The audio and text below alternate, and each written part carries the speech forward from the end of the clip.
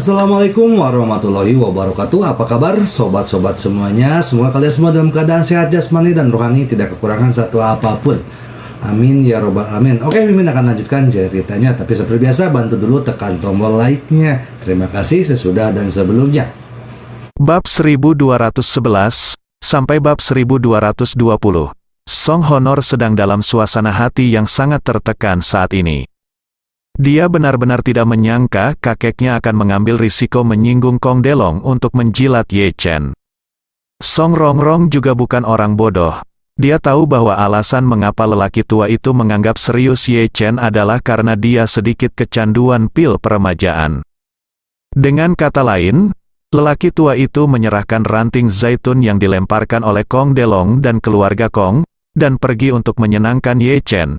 Ini membuktikan bahwa di matanya, dia tidak lagi peduli dengan berapa banyak uang yang dimiliki keluarga, tetapi apa yang dia miliki, peduli tentang berapa tahun dia bisa hidup. Kalau tidak, dia tidak akan pernah menyerah pada keluarga Kong dan memilih Ye Chen. Ini membuat Song Rongrong sangat kesal di hatinya. Pertama-tama, jika lelaki tua itu menyerahkan keluarga Kong, maka keluarga Song akan kehilangan kesempatan bagus untuk menghasilkan banyak uang. Kedua, jika lelaki tua itu menyanjung Ye Chen, jika Ye Chen memberinya pil peremajaan lagi, tidak akan dia menjadi goblin tua. Jika dia tidak pernah mati, kapan ayahnya akan mewarisi keluarga Song? Jika ayah saya tidak dapat mewarisi keluarga Song, kapan saya dapat mewarisi keluarga Song? Dia tidak ingin lelaki tua itu hidup 30 atau 40 tahun lagi, dan dia akan benar-benar pingsan dalam kasus itu. Saya hampir 30 tahun ini, dan ayah saya sudah berusia awal 50-an. Jika lelaki tua itu meninggal setelah 30 tahun, maka ayah saya akan berusia 80-an ketika dia mewarisi keluarga Song. Jika ayah hidup 10 atau 8 tahun lagi, dan kemudian menyerahkan keluarga Song kepadanya, dia mungkin berusia 60-an atau 70-an. Ini adalah sesuatu yang tidak bisa dia terima. Dia berharap lelaki tua itu akan mati di sini hari ini, sehingga ayahnya akan mewarisi keluarga Song, dan haknya akan jauh lebih besar. Saya akan tinggal di bawah tangan ayah saya selama 10 tahun lagi, dan kemudian saya akan mengelabui dia untuk pensiun dini dan menyerahkan posisi kepala keluarga kepada diri saya sendiri. Namun, pil peremajaan benar-benar terlalu dibenci. Dengan benda ini, siapa yang tahu kapan lelaki tua itu akan mati? Ayah Song Honor, Song Tianming, juga sangat kesal. Dia telah lama bersiap untuk mewarisi bisnis keluarga. Sebelum lelaki tua itu melihat bahwa dia sekarat karena sakit, dia masih sedikit bahagia, merasa bahwa dia akhirnya akan berhasil. Tapi aku tidak pernah bermimpi Song Wanting benar-benar menemukan Ye Chen untuk datang. Kemudian segalanya menjadi tidak terkendali. Pada saat ini, Tuan Song tiba-tiba berdiri, dan berkata sambil tersenyum, "Semuanya, hari ini adalah hari ulang tahun cucu perempuan tua. Ada sesuatu yang ingin saya umumkan di depan umum." Semua orang memandang Tuan Song. Saya tidak tahu apa yang akan dia umumkan di depan umum. Tuan Song menghela nafas, dan berkata, "Hidup Wanting sangat pahit. Orang tuanya meninggal satu demi satu ketika dia masih sangat muda. Aku dan almarhum istriku yang membesarkannya, Song Honor dan Song Tianming saling memandang ya.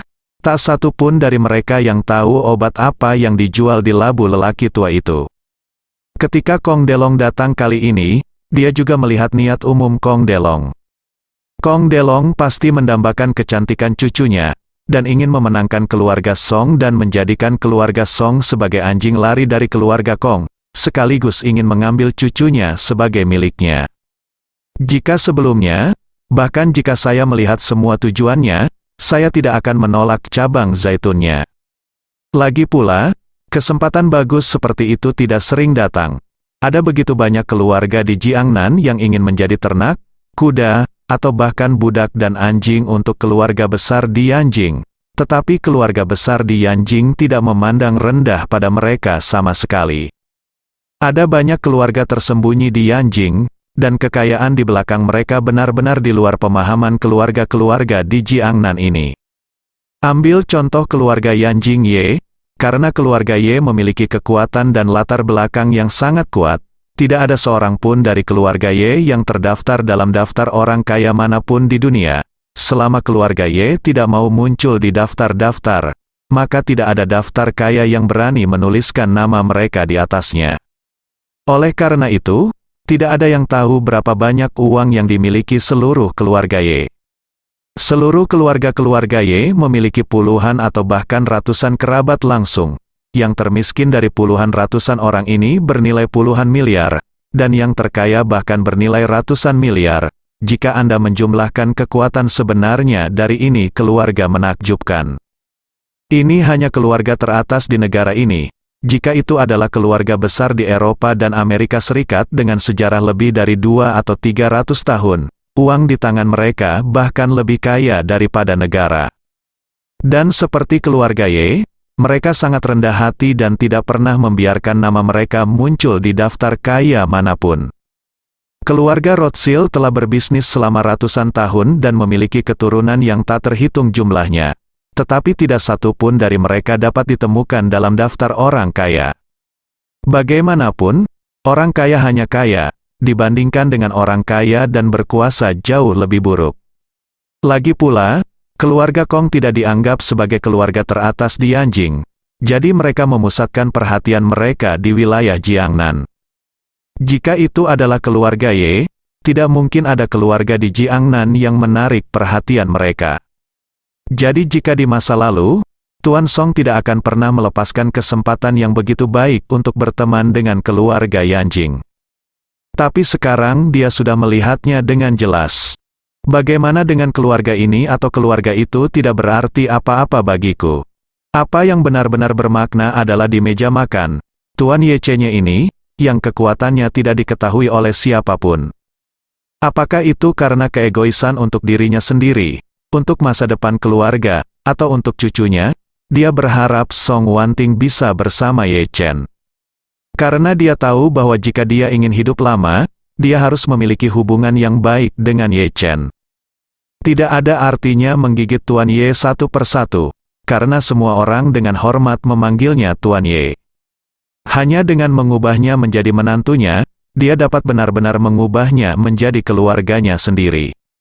Dan dia juga tahu bahwa jika dia dengan tulus berharap keluarga Song bisa melangkah lebih jauh dan lebih lama, dan menjadi anjing bagi semua orang di Yanjing, akan jauh lebih baik untuk merekrut Tuan Ye Chen Ye ke dalam keluarganya sebagai menantu laki-lakinya. Terlebih lagi, dia juga tahu pikiran cucunya yang berharga. Dia adalah cucu yang berharga, dan dia sangat bangga sepanjang hidupnya.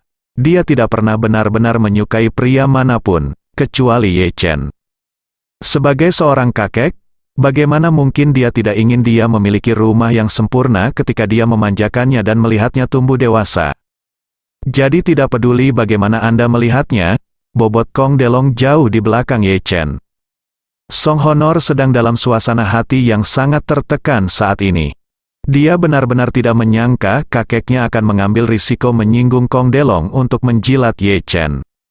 Song Rongrong juga bukan orang bodoh. Dia tahu bahwa alasan mengapa lelaki tua itu menganggap serius Ye Chen adalah karena dia sedikit kecanduan pil peremajaan. Dengan kata lain, lelaki tua itu menyerahkan ranting zaitun yang dilemparkan oleh Kong Delong dan keluarga Kong, dan pergi untuk menyenangkan Ye Chen.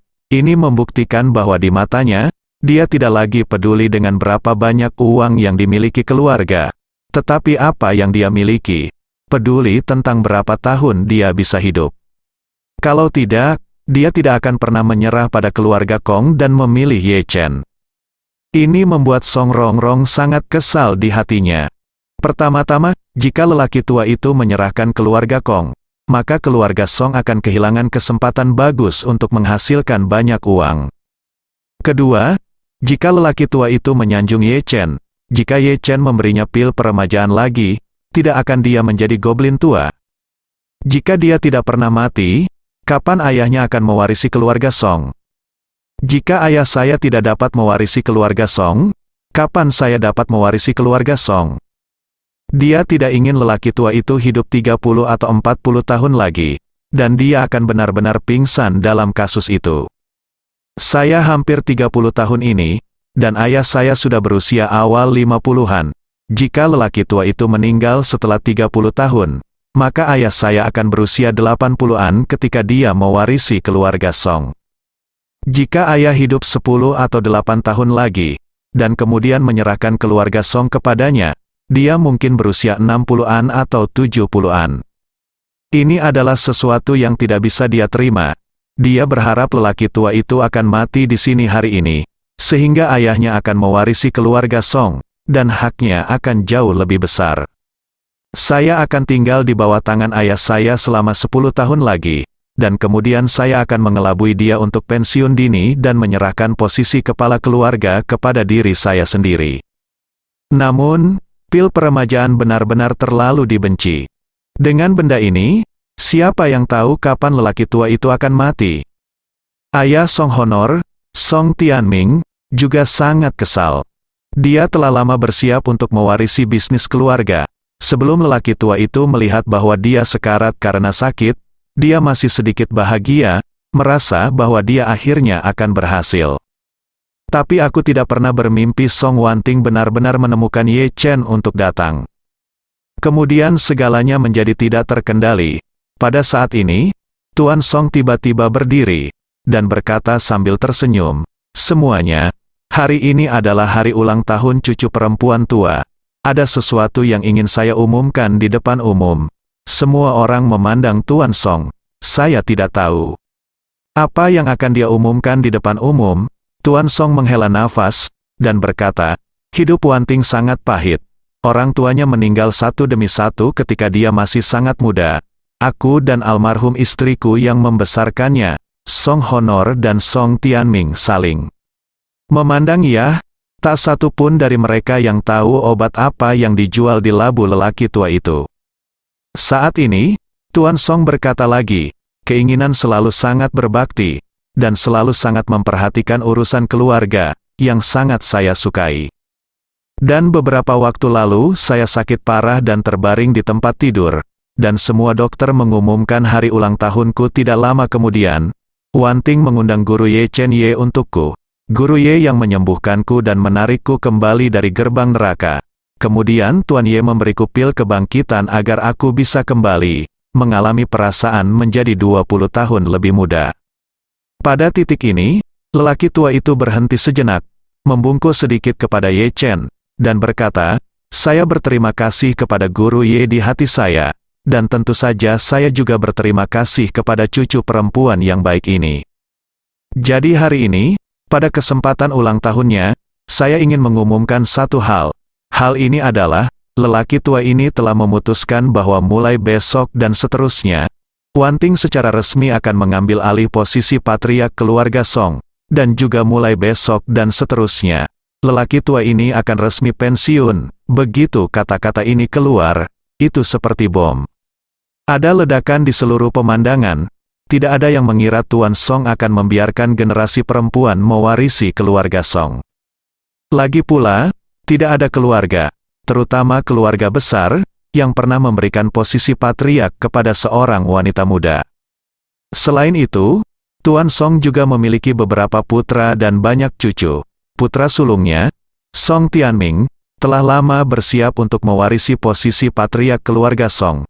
Dunia luar awalnya berspekulasi bahwa Tuan Song akan meninggal posisinya sebagai patriark keluarga Song dalam beberapa tahun mendatang putra sulung. Dia tidak menyangka bahwa dia tidak hanya memberikannya kepada putra sulungnya, dia tidak memberikannya kepada cucu tertuanya, tetapi juga kepada cucunya sendiri. Ayah dan anak Song Tianming dan Song Rongrong sudah dipenuhi dengan kebencian di hati mereka. Mereka tidak pernah bermimpi Song Wanting bisa menjadi kepala keluarga Song. Pada saat ini, hati mereka sangat membenci orang tua dan Song Wanting. Orang tua itu terlalu eksentrik, bukan? Biarkan Song Wanting memimpin properti 200 miliar. Mengapa seorang wanita berusia 26 tahun bertanggung jawab atas 200 miliar keluarga Song? Song Wanting juga tercengang saat ini. Dia dulu hanya ingin melayani keluarga Song dengan baik, dan mengabdikan dirinya untuk keluarga Song sebelum dia menikah. Tapi dia tidak pernah menyangka bisa mewarisi posisi patriark keluarga Song. Pada saat ini, Song Wanting sangat bersemangat. Dia juga seorang wanita yang sangat ambisius dan giat. Ketika dia mendengar bahwa dia akan menggantikan patriark keluarga Song, kegembiraannya tidak dapat diungkapkan dengan kata-kata. Song Rongrong tidak dapat menahan diri saat ini. Dia berdiri dan berkata, "Kakek, bagaimana Anda bisa menyerahkan posisi patriark ke Wanting? Dia hanya seorang wanita. Dia akan menikah dengan seseorang di masa depan. Begitu dia menikah, bisakah Anda melihat properti keluarga Song jatuh ke tangan orang lain?" Tuan Song memandangnya dan berkata dengan dingin, "Menginginkan juga bernama Song, dan dia adalah anggota keluarga Song bagaimanapun juga. Dan saya percaya bahwa tidak ada seorang pun di seluruh keluarga Song yang dapat menandingi menginginkan dalam hal kemampuan, dan sangat cocok untuk ingin mengambil alih sebagai kepala keluarga Song."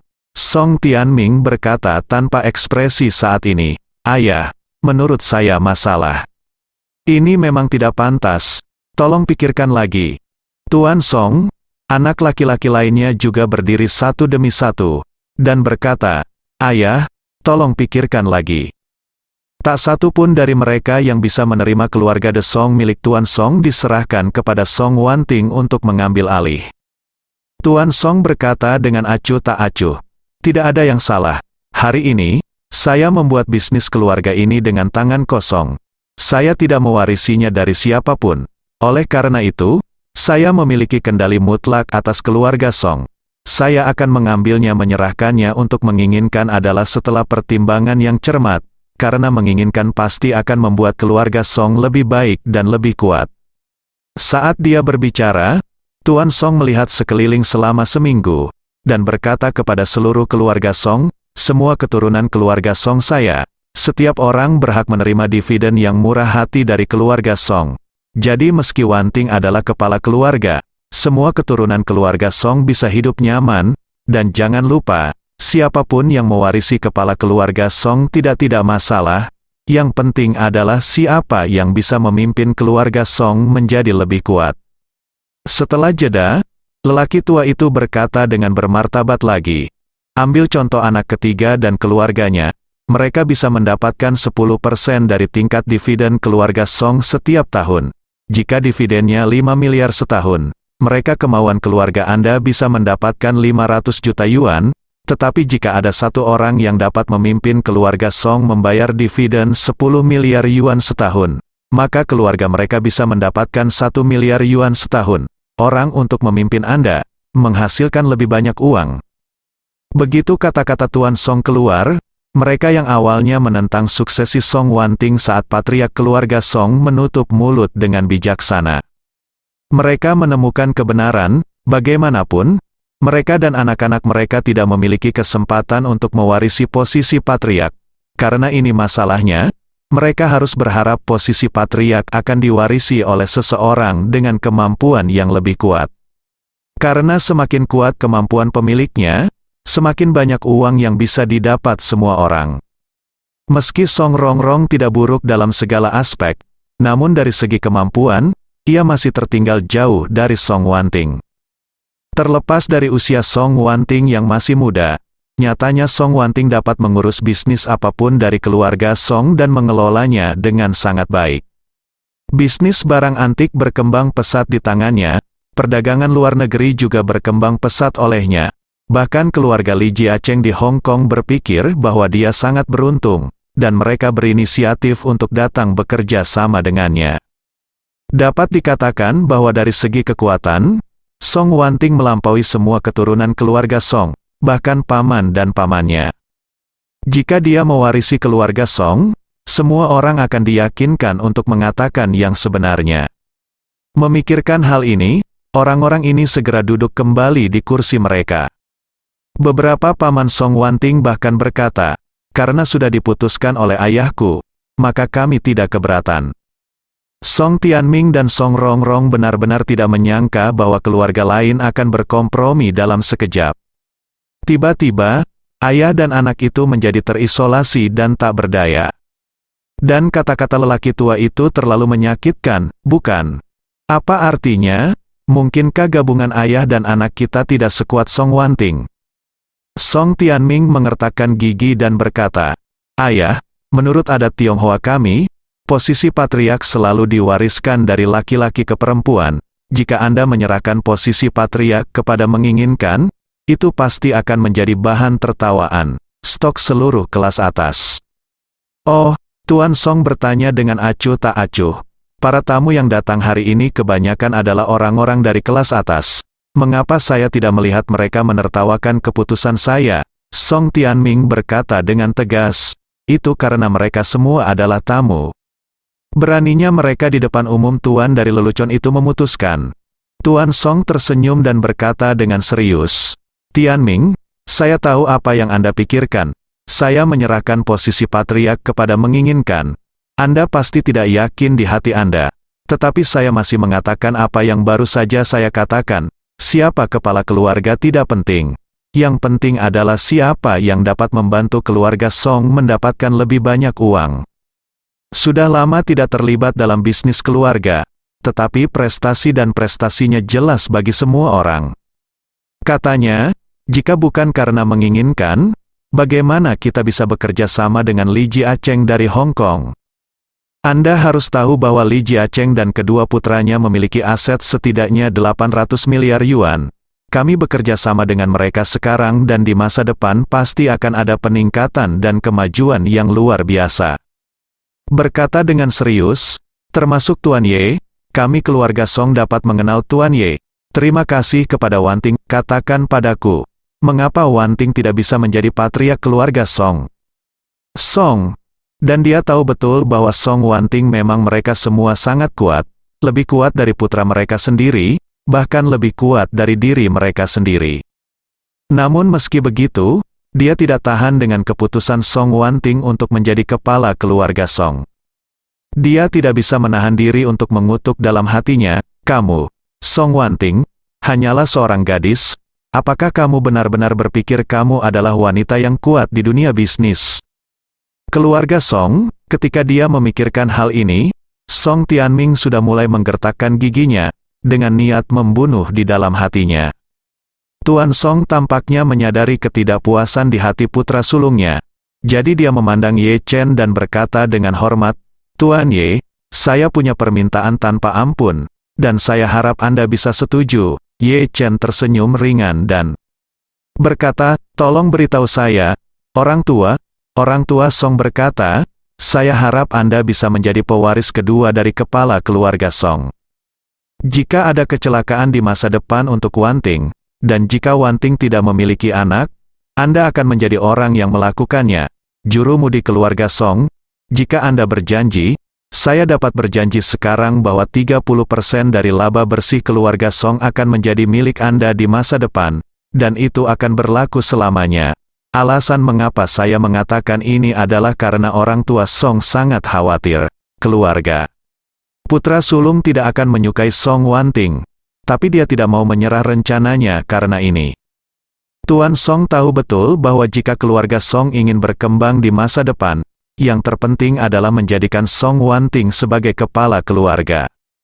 Jika Ye Chen bisa menjadi suami Song Wanting dan bergabung dengan keluarga Song, itu akan sempurna. Tidak masalah bahkan jika Ye Chen tidak ingin menikah, selama dia dan Song Wanting memiliki anak.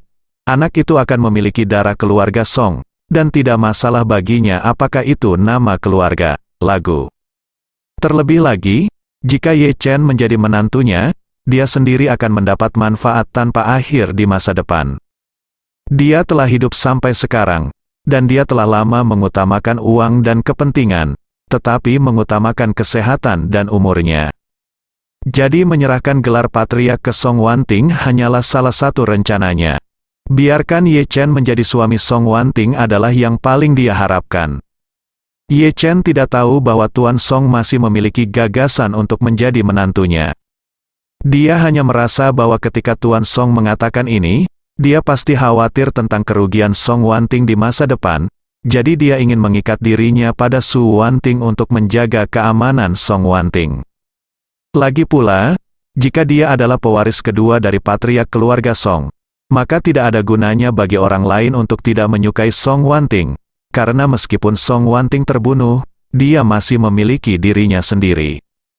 Terlebih lagi, Bahkan jika seseorang di keluarga Song ingin mengingini posisi patriark, maka dia harus mempertimbangkan apakah dia dapat menyinggung perasaannya. Tuan Song memang sangat tulus, dan dia memberikan 30% dari seluruh pendapatan keluarga Song sekaligus, yang merupakan masalah yang sangat besar. Tapi Ye Chen sendiri tidak kekurangan uang, juga tidak peduli dengan uang. Yang dia pedulikan adalah keselamatan dan masa depan Song Wanting. Dalam hati Ye Chen, status Song Wanting berada di urutan kedua setelah istrinya Xiao Churan. Dia tidak tahu alasan pastinya, tapi dia hanya merasa bahwa Song Wanting adalah wanita yang sangat baik dan sempurna. Saya tidak hanya cocok dengannya, tetapi saya juga cukup akrab dengannya dalam hal temperamen dan perilaku. Tidaklah berlebihan untuk mengatakan bahwa dia adalah orang kepercayaan. Ketika saya sedang minum dengan Song Wanting saat itu, saya juga mendengar Song Wanting curhat kepada saya, mengetahui bahwa pengalaman hidupnya relatif buruk. Sebagai seorang gadis dari keluarga kaya, dia bahkan tidak memiliki hak untuk memutuskan pernikahannya di masa depan. Jadi dia juga berharap Song Wanting bisa menjadi kepala keluarga Song. Dengan cara ini, tidak ada yang bisa memaksanya melakukan hal-hal yang tidak ingin dia lakukan di masa depan. Ye Chen berkata dengan serius, "Jangan khawatir, Tuan Song, saya pasti akan memastikan keamanan pribadi Wanting mulai sekarang." Saat ini, Ye Chen menganggap Song Wanting sebagai teman baik, dan secara alami bersedia melindungi keselamatan pribadinya. Di sisi lain, Song Tianming, Song Rongrong dan putranya memiliki niat membunuh di dalam hati mereka. Keduanya, ayah dan anak, mengintip keluar. Mereka telah menjadi kepala keluarga selama bertahun-tahun, dan mereka tidak dapat menerima apapun. Song Wanting mendapatkan posisi ini. Tapi baik ayah dan anak sangat jelas di hati mereka. Jika dia ingin mendapatkan kembali posisinya sebagai pewaris, dia harus bertarung sengit. Oleh karena itu, jika hal ini tidak bergerak, itu sudah cukup, dan jika bergerak, maka harus menang. Di pesta ulang tahun ini, Song Wanting tidak diragukan lagi adalah orang yang paling bahagia, paling mengejutkan, dan paling bahagia di antara penonton. Tetapi pada saat ini, jauh di lubuk hati Song Wanting, rasa terima kasih dan cintanya kepada Ye Chen mencapai puncaknya. Bagaimana mungkin wanita pintar seperti dia tidak mengetahui niat Ye Chen untuk mengirimnya kembali ke Cundan? Siapa yang bisa menggunakan pil Hui Chun? Tentu saja itu adalah orang tua, dan orang yang sangat tua pada saat itu. Saya baru berusia 26 tahun ini, jadi tidak ada gunanya meminta pil peremajaan semacam ini. Kegunaannya hanya untuk memberikannya kepada kakek saya sebagai hadiah kepada Buddha.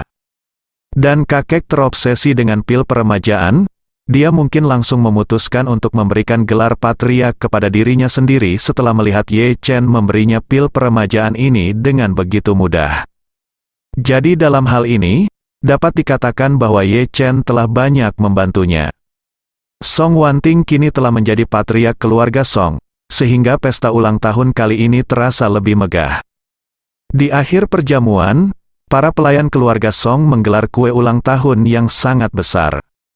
Kue ulang tahun diisi dengan 26 lilin. Saat lampu padam, Song Wanting berdiri sendirian di depan lilin. Kerlap-kerlip cahaya lilin memantulkan wajah cantiknya yang begitu glamor. Song Wanting mengatupkan kedua tangannya di depan dadanya, menutup matanya, dan diam-diam membuat permintaan. Kemudian, dia membuka matanya dan menatap Ye Chen dengan mata penuh kasih sayang. Pada saat ini, dia merasa Ye Chen adalah matahari dan bulan di hatinya. Ye Chen tidak memperhatikan cara Song Wanting memandangnya. Ketika lampu padam, dia berada dalam kegelapan, jadi dia mengandalkan penglihatan manusia supernya untuk diam-diam mengamati Song Tianming dan Song Honor serta putranya. Pada saat lampu dimatikan, ekspresi ayah dan anak, yang berpura-pura tenang dan memaksakan senyum, berubah menjadi suram dan dingin sesaat, dan kemudian menjadi sangat ganas. Terlalu sulit bagi mereka untuk menahan kebencian mereka terhadap Song Wanting di depan semua orang. Jadi ketika cahayanya hilang, mereka semua tanpa sadar melepaskan kamuflase di wajah mereka. Kemudian lampu menyala dan terdengar tepuk tangan meriah. Song Wanting memotong sendiri kue ulang tahunnya, dan membuat 2 salinan. Satu untuk kakeknya dan satu lagi untuk Ye Chen. Setelah makan kue, pesta ulang tahun berakhir. Jamuan ulang tahun ini secara umum dapat dikatakan sebagai pesta bagi tuan rumah dan tamu. Keluarga Song lainnya, yang telah mengetahuinya, tidak keberatan dengan suksesi Song Wanting sebagai kepala keluarga. Hanya ayah dan anak Song Tianming dan Song Rongrong yang sangat muram. Melihat perjamuan selesai, Paul, yang duduk di meja lain, berjalan ke arah Ye Chen dan berkata dengan hormat, "Tuan Ye, biarkan aku mengantarmu pulang." Ye Chen hendak setuju. Tetapi melihat Song Wanting yang glamor tiba-tiba muncul di depan mereka berdua, dan berkata dengan wajah kemerahan, "Paul, aku tidak akan mengganggumu untuk mengirim Tuan Ye pergi. Aku akan lakukan sendiri." Paul sangat pintar. Jadi ketika dia melihat ini, dia tahu bahwa Song Wanting pasti sangat mencintai Ye Chen di dalam hatinya. Bagaimanapun, hari ini adalah hari ulang tahunnya dan hari pertamanya sebagai pewaris keluarga Song. Tetapi setelah perjamuan, dia menawarkan untuk mengirim Ye Chen pulang. Orang terakhir yang harus keluar untuk menemui tamu malam ini adalah dia, bintang yang berulang tahun. Terlebih lagi, begitu banyak orang terkenal datang hari ini. Dia tidak mengirim siapapun, tetapi dia hanya mengirim Ye Chen sendirian, yang cukup untuk melihat betapa dia mementingkan Ye Chen di dalam hatinya. Jadi Paul berkata dengan cara yang lucu, "Dan saya baru ingat bahwa saya masih memiliki sesuatu untuk dilakukan, dan saya tidak dalam perjalanan dengan Tuan Ye. Jadi saya ingin meminta Nona Wanting untuk mengirim Tuan Ye pergi." Song Wanting mengangguk dan tersenyum, "Pergi dan lakukan beberapa pekerjaan. Biarkan aku menjagamu, Tuan Ye." Ye Chen sedikit tersenyum, "Kakekmu memintaku untuk menjagamu, tapi sekarang kamu harus menjagaku." Song Wanting menjulurkan lidahnya dengan main-main, dengan sangat lembut dia berkata dengan malu-malu, "Jarang memiliki kesempatan untuk merawat Tuan Ye sekali. Tuan Ye, tolong jangan menolak." Ye Chen mengangguk dan berkata, "Dalam hal ini, akan sulit bagi Miss Wanting untuk melakukan perjalanan." Pada saat ini, Li Tailai melangkah ke Ye Chen, membungkuk dengan hormat, dan berkata dengan hormat, "Tuan Ye, saya sudah lama merindukan pil peremajaan. Terima kasih Anda telah memberi saya kesempatan yang dikirim dewa ini hari ini." Ye Chen berkata sambil tersenyum. "Tuan Li, Anda tidak harus bersikap sopan kepada saya. Kali ini cundan dimenangkan oleh Anda dalam pelelangan, ini masalah tentu saja. Jadi Anda tidak perlu berterima kasih kepada saya." Li Tailai masih membungkukkan badannya dan berkata dengan penuh hormat, "Selamat datang Tuan Ye. Datanglah ke Haicheng untuk berkunjung beberapa hari yang lalu. Ju, kita harus memberikan kesempatan berikutnya untuk menghibur Tuan Ye dengan sepenuh hati." Ye Chen mengangguk dan berkata, "Jika ada kesempatan di masa depan, saya akan pergi." Kemudian, dia bertanya lagi kepada Li Tailai, "Ngomong-ngomong, Tuan Li, saudara laki-laki saya Zhao Hao, yang merupakan anak dari panti asuhan, apakah dia memberimu hadiah sekarang, seorang asisten? Apakah dia ada di sini hari ini?" Li Tailai mengangguk dan berkata, "Zhao tua sekarang menjadi pengemudi penuh waktu saya. Orang ini sangat praktis dan dapat diandalkan. Saya juga ingin berterima kasih Tuan Ye telah memperkenalkan saya kepada orang yang dapat diandalkan." Li Tailai pantas menjadi orang terkaya di Haicheng, dan pidatonya juga sangat teknis. Nyatanya, dia mempromosikan Zhao Hao, yang gaji bulanannya hanya beberapa ribu yuan, menjadi asistennya, dan dengan gaji tahunan 2 juta yuan, yang dengan sendirinya menjual wajah Ye Chen.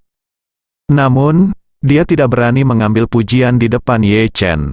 Jadi dia membalikkannya dan berkata bahwa Ye Chen memperkenalkan orang yang dapat diandalkan kepadanya, dan dia ingin berterima kasih kepada Ye Chen lagi, yang menunjukkan bahwa orang ini memiliki EQ yang tinggi.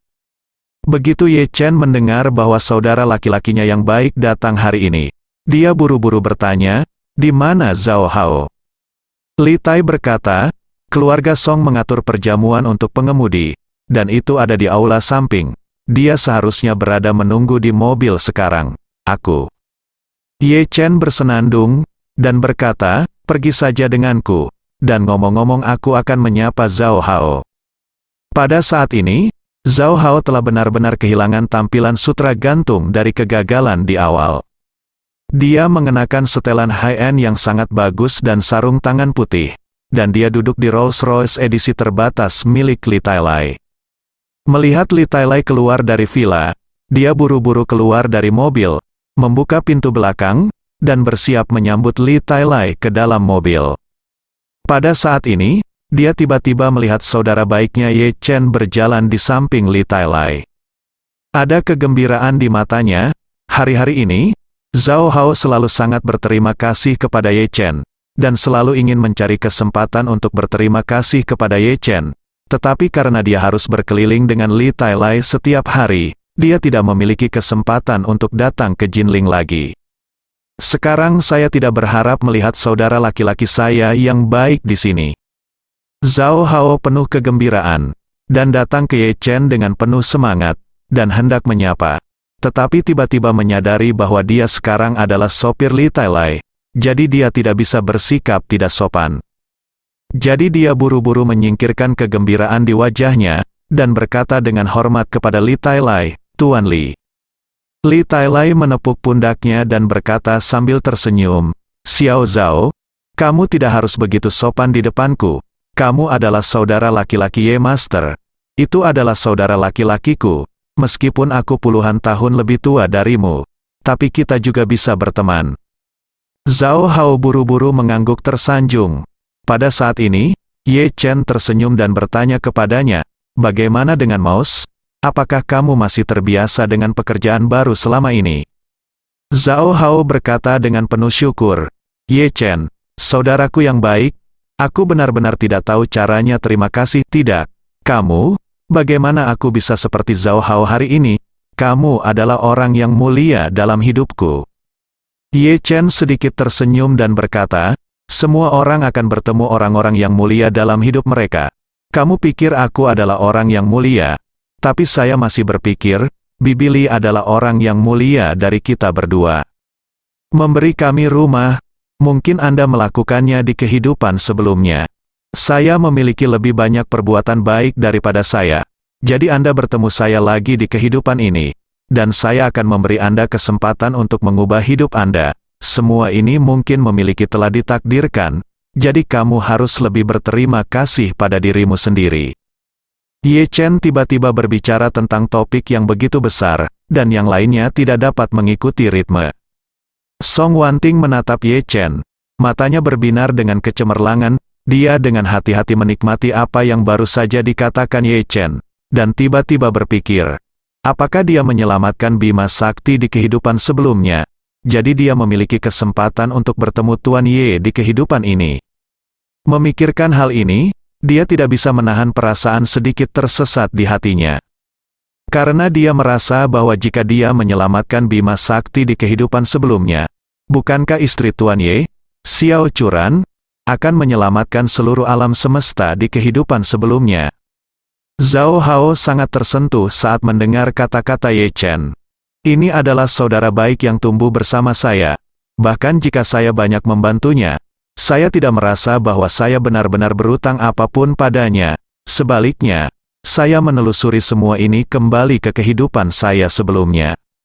Meskipun saya menjalani kehidupan yang buruk dalam 20 tahun terakhir, tetapi dengan saudara laki-laki seperti naga dan burung phoenix, kemiskinan selama 20 tahun terakhir tidak sia-sia. Pada saat ini, Ye Chen melihat ke waktu dan berkata kepada Zhao Hao, tikus, Tuan Li, ada yang harus saya lakukan malam ini. Jadi Anda dapat mengantar Tuan Li kembali dulu. Ketika ada kesempatan di masa depan, saya akan pergi ke Haicheng atau Anda akan datang ke Jinling. Mari kita bertemu lagi, saudara-saudara.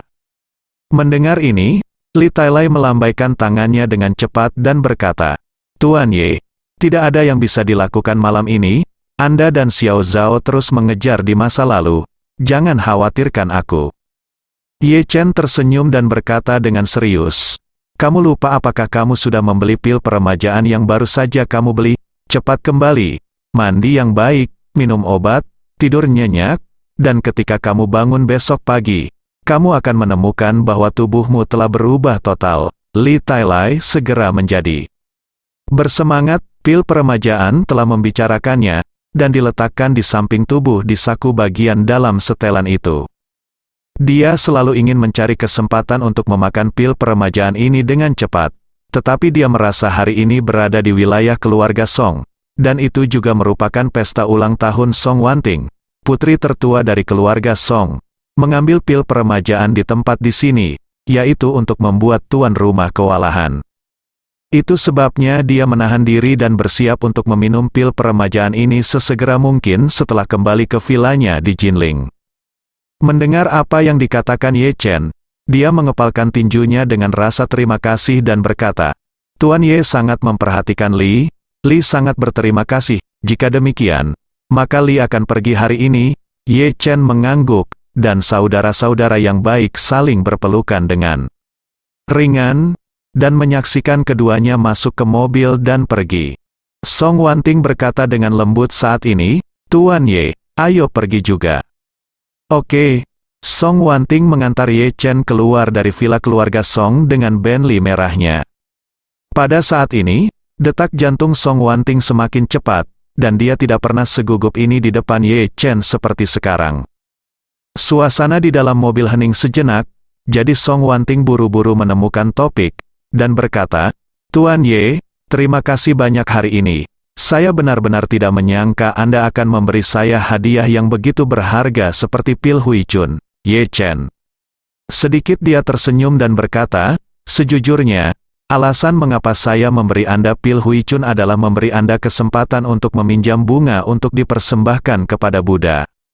Dengan pil Hui Chun ini, Tuan Song dapat hidup sampai setidaknya berumur 100 tahun. Dia pasti sangat menginginkanku. Aku memberimu obat mujarab ini.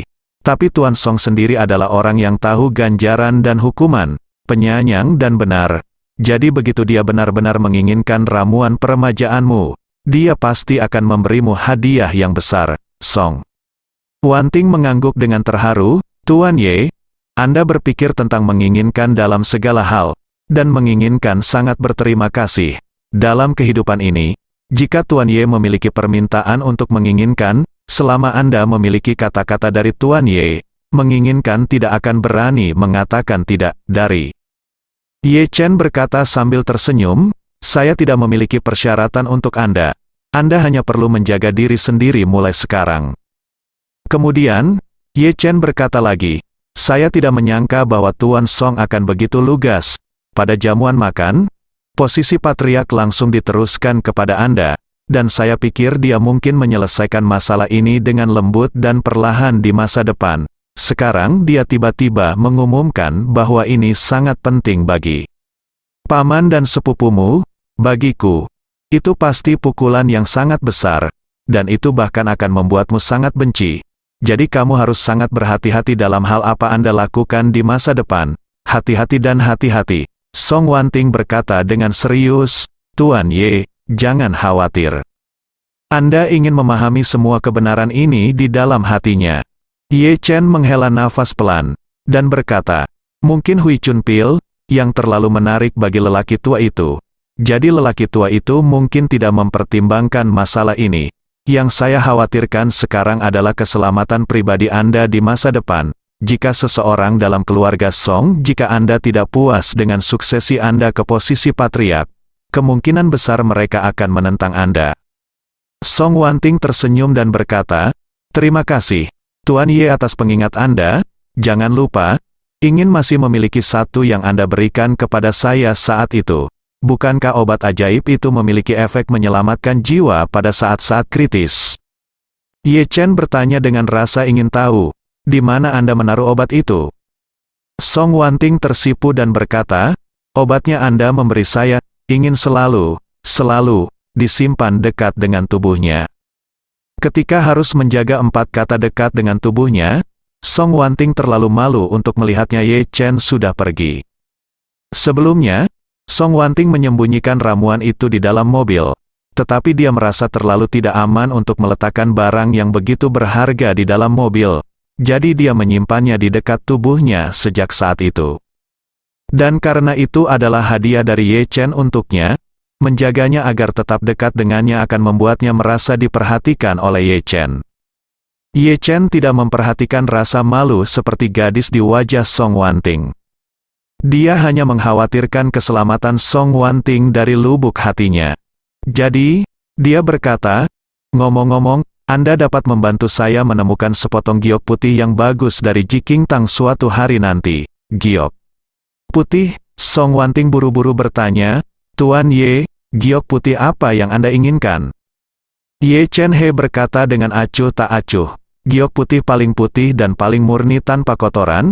Aku akan menjadikanmu jimat ketika saatnya tiba, dan kamu bisa memakainya di samping tubuhmu untuk membuatmu tetap aman." Mendengar bahwa Ye Chen akan membuat jimat untuk dirinya sendiri, Song Wanting sangat gembira. Dia tidak tahu apa jimat Ye Chen itu atau apa efeknya. Tetapi dia tahu bahwa Ye Chen ingin membuat benda ini untuk dirinya sendiri, dan dia ingin membuatnya dengan tangannya sendiri. Alasan Tuan Ye membuatnya sendiri sudah cukup baginya untuk berterima kasih. Jadi matanya menjadi merah, dan dia berkata dengan rasa terima kasih, "Tuan Ye, Anda telah begitu baik pada Wanting, dan saya bahkan tidak tahu bagaimana membalas Anda." Ketika dia mengatakan ini, monolog batin Song Wanting adalah, "Jika itu mungkin, saya benar-benar ingin berterima kasih. Saya ingin berjanji pada diri sendiri bahwa saya akan menemani Guru Ye dalam hidup ini, dan melayani Guru Ye di depannya selama sisa hidup saya, untuk membalas kebaikan yang Guru Ye miliki, ditunjukkan kepada saya." Tetapi, dalam hal ini, bagaimana dia bisa malu mengatakannya, seorang wanita muda yang bangga dari keluarga besar? Ye Chen sangat tidak peduli dengan ini, karena dia sendiri adalah orang yang menghargai cinta dan kebenaran, dan tahu bagaimana membalas kebaikan. Meskipun Song Wanting bukan dermawannya, dia adalah temannya, dan dia adalah teman dengan karakter yang dapat dipercaya dan persahabatan dari hati ke hati. Untuk teman seperti itu, dia secara alami penuh dengan ketulusan. Terlebih lagi, Ye Chen selalu merasa bahwa makna Song Wanting baginya agak berbeda dengan teman biasa. Dalam hati Ye Chen, dia sangat mengagumi kepribadian Song Wanting dan gaya perilakunya. Apalagi ia merasa nasib Song Wanting mirip dengan dirinya. Keduanya lahir dari keluarga terkenal, namun orang tua mereka meninggal dalam usia muda. Tapi hidupnya sedikit lebih baik dari hidupnya, setidaknya dia tidak meninggalkan keluarga dan jatuh ke negara lain. Hanya karena dia mengagumi kepribadian Song Wanting dan merasa kasihan padanya, Ye Chen ingin lebih memperhatikannya, yang merupakan perasaan alami di hatinya. Song Wanting sengaja tidak mengemudikan mobil dengan sangat kencang, agar dia memiliki lebih banyak waktu untuk berduaan dengan Ye Chen di dalam mobil.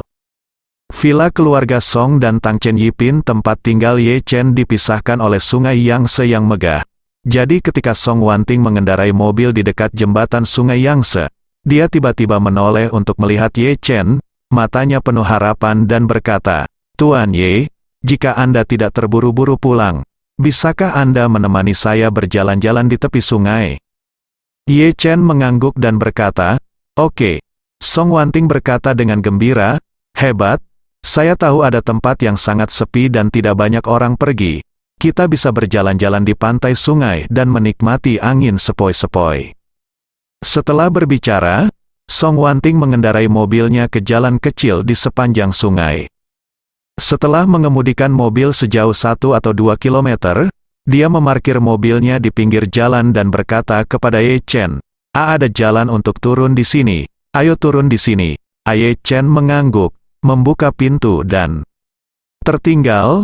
Cuaca semakin dingin sekarang, tapi itu tidak banyak mempengaruhinya. Song Wanting mengenakan mantel berbulu, dan di dalamnya ada gaun malam yang mulia dan elegan yang dikenakannya di pesta ulang tahun, dan dia juga memegang tas tangan Hermes merah di tangannya. Embusan angin dingin menerpa dirinya, rambutnya yang panjang berkibar tertiup angin, dan beberapa helai rambut hitam menyapu wajahnya, membuatnya terlihat cukup menawan. Tidak ada depan atau belakang di sini, dan tidak ada mobil. Song Wanting menarik napas dalam-dalam melawan angin, dan berkata sambil tersenyum, "Ketika saya masih muda, saya selalu suka berada di tepi sungai. Ketika saya besar nanti, saya semakin sibuk dan tidak punya waktu." Ye Chen berkata, "Tuan Ye, ayo turun." Ye Chen menjawab, dan berkata, "Oke, tapi tangganya agak curam, kamu harus berhati-hati saat turun." Song Wanting dengan malu-malu mengulurkan tangannya yang lembut dan menyerahkannya kepada Ye Chen, dan berkata dengan lembut, "Tuan Ye, bisakah kamu membantuku? Tidak bisakah kamu membantuku sedikit? Kalau tidak, aku khawatir aku akan jatuh." Sebenarnya, dia tidak takut jatuh, tetapi ingin mengambil kesempatan ini untuk lebih dekat dan lebih dekat dengan Ye Chen. Ye Chen melihat bahwa tangga batunya sangat panjang dan cukup curam, memanjang dari tanggul ke pantai sungai Song Wanting. Seorang gadis, jika dia benar-benar terpeleset dan jatuh, akibatnya akan menjadi malapetaka. Jadi, dia mengambil tangan Song Wanting yang lembut dan lembut, menuntunnya dengan hati-hati, dan berjalan menuruni tangga batu. Saat ini tidak ada seorang pun di pantai sungai. Sesekali beberapa kapal dengan lampu menyala melintas di sungai, dan gemuruh mesin diesel terdengar nyaring, namun tidak terasa bising di sungai yang kosong. Setelah tiba di pantai sungai, Ye Chen melepaskan tangan Song Wanting, menghadap angin dingin di sungai, berkata sambil tersenyum, "Tempat ini sangat bagus." Song Wanting tersenyum sedikit, membelai rambut hitam di antara telinganya, dan berkata, "Ketika saya masih muda, saya paling suka datang ke sini. Saat itu, ayah saya sibuk dengan pekerjaan, jadi ibu saya membawa saya ke sini setiap hari." Dia menghela nafas sedikit sedih, dan berkata, "Saat itu waktu, ibu akan mengantarku, memarkir mobil di tempat yang sama, dan kemudian berjalan menuruni tangga batu yang sama, memegang tanganku dengan hati-hati seperti yang kamu lakukan tadi." Ye Chen sedikit mengangguk. "Ketika saya tumbuh di panti asuhan, saya sering memikirkan orang tua saya. Ketika saya masih muda, saya tidak sekuat saya sekarang. Setiap kali saya memikirkan mereka, saya akan bersembunyi di bawah selimut atau menangis di sudut. Tapi setelah sekian lama, lambat laun saya terbiasa. Kehidupan yang sulit di awal membuatnya memahami banyak kebenaran yang berharga. Misalnya, almarhum pergi, misalnya, hal-hal menyedihkan yang terjadi di masa lalu, biarkan berlalu dengan tenang." Pada saat ini, Song Wanting di sampingnya menghela nafas. "Pagi ini, ketika saya pergi mengunjungi makam orang tua saya tidak dapat mempercayainya. Mereka telah pergi selama lebih dari 10 tahun. Dan masa lalu ketika saya masih kecil masih jelas dalam pikiran saya. Berkali-kali saya akan ada ilusi bahwa saya merasa seperti saya masih hidup ketika saya berusia 8 atau 9 tahun. Ye Chen menertawakan dirinya sendiri dan menghela nafas pelan. "Kamu masih bisa mengunjungi rumah orang tuamu? Kuburan, saya bahkan tidak tahu di mana orang tua saya dimakamkan sekarang." "Hah?" Song Wanting bertanya dengan heran. "Tidak bisakah kamu menemukannya, atau sesuatu terjadi tahun itu?" Ye Chen tersenyum pahit. "Ketika orang tua saya meninggal, saya baru berusia 8 tahun. Saat itu, saya tidak bisa mengurus diri sendiri. Saya bahkan tidak tahu kemana harus pergi untuk menyelesaikan masalah. Dan saya tidak memiliki kemampuan untuk menangani urusan pemakaman mereka sama sekali, dan saya tidak dapat menemukan mereka ketika saya sedang mencari mereka. Kemudian, Ye Chen berkata, "Namun, abu mereka mungkin juga dikubur oleh keluarga kakek, seseorang mengambilnya kembali, tapi saya tidak tahu detail." Song Wanting tidak dapat menahan diri untuk bertanya kepadanya, "Tuan Ye, apakah Anda masih memiliki kerabat di dunia ini?" Ye Chen mengangguk, "Ya, tapi saya belum siap untuk bertemu dengan mereka." Song Wanting mengangguk ringan, mengedipkan bulu matanya yang indah, dan berkata, "Tuan Ye, ayo jalan-jalan di sepanjang sungai." "Oke." Ye Chen langsung setuju, dan berjalan berdampingan dengan Song Wanting di sepanjang sungai. Song Wanting berkata sambil tersenyum saat ini, "Ngomong-ngomong, Tuan Ye, apakah Anda masih ingat proses pertemuan pertama kita?" Ye Chen berkata sambil tersenyum, "Tentu saja. Di Aula Jiking, Ayah mertua saya Lau secara tidak sengaja menghancurkan vas antik milikmu. Song Wanting mengangguk dan berkata, saat itu, saya terkejut dengan cara Anda memperbaiki vas. Saya berpikir bagaimana mungkin seorang pemuda menguasai keterampilan pemulihan yang hilang. Memikirkannya, itu sebenarnya hanyalah puncak gunung es untukmu, Tuan Ye, dan aku tidak pernah berpikir bahwa kamu akan banyak membantuku. Bersambung.